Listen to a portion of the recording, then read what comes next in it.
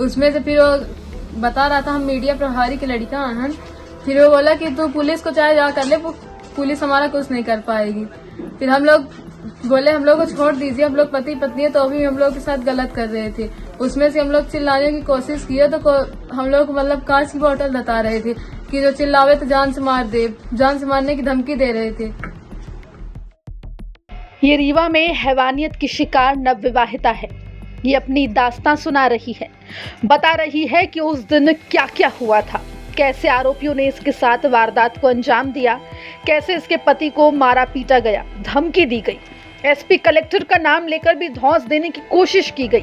कांग्रेस नेता कविता पांडे के नेतृत्व में एक प्रतिनिधि मंडल इस पीड़िता से मिलने उनके घर पहुंचा था, जिसके बाद पीड़िता ने वारदात की पूरी कहानी स्टेप बाय स्टेप सुना दी। हम लोग भैरव बाबा मंदिर गए दर्शन करने, फिर वहाँ से हम लोग लौट रहे थे। थोड़ा आगे आकर हम लोग रुके 2 मिनट के लिए पति पत्नी। फिर हम लोग क्या किए, मतलब आए गुंडे, पहला एक गुंडा आया, फिर हम लोग भागने की कोशिश किए तो नहीं भाग पाए। फिर 4 गुंडे सामने से आ गए, फिर मारने लगे। फिर हम लोग मतलब पूछे कि क्यों मार रहे हैं, हम लोग उनसे बोले कि आप क्यों मार रहे हैं। फिर वो क्या बोले कि मतलब मारे हम लोगों को, फिर जान से मारने की धमकी दे रहे थे। उसमें से फिर वो बता रहा था हम मीडिया प्रभारी की लड़का हैं। फिर वो बोला कि तू पुलिस को चाहे जा कर ले, पुलिस हमारा कुछ नहीं कर पाएगी। फिर हम लोग बोले हम लोग को छोड़ दीजिए, हम लोग पति पत्नी है, तो भी हम लोग के साथ गलत कर रहे थे। उसमें से हम लोग चिल्लाने की कोशिश किए तो हम लोग मतलब कांच की बोतल बता रहे थे कि जो चिल्लावे तो जान से मार दे, जान से मारने की धमकी दे रहे थे।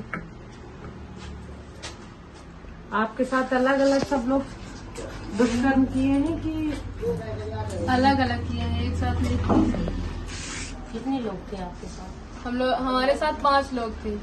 और गलत कितने लोगों ने 5 ही लोग किए हैं गलत। वीडियो भी बना रहे थे हम लोगों की। और कुछ भी धमकी दे रहे थे कि किसी के पास जाओगे तो ये करेंगे, और धमकी दे रहे थे कि पुलिस के लगे चाहे चले जा, चाहे कलेक्टर के लगे चले जा, हमका कौन पुलिस हमारा कुछ न कर पाई। और ऐसा भी कुछ हमने बोला कि पर डे हमारा ये काम है। हाँ, ऐसा कुछ बोल रहे थे कि हमारा यही रोज का धंधा है, हम लोग यही प्लान में ही रहते हैं 8-10 लोग। तो आपने जान बचाने की कोशिश की, तो फिर उसके आगे क्या हुआ? हम जान बचाने की हम लोग भागने की कोशिश कर रहे थे, तो हम लोग मतलब बाइक की चाबी, फोन सब छुड़ा लिया गया। फिर मार पीट भी किया हम लोगों के साथ।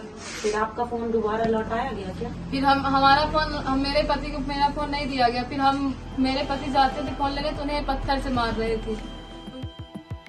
रीवा की निर्भया अपनी लड़ाई लड़ने के लिए सामने आ गई है। हैवानों ने इसकी इज्जत के साथ खिलवाड़ जरूर किया है, लेकिन इसकी हिम्मत नहीं टूटी है।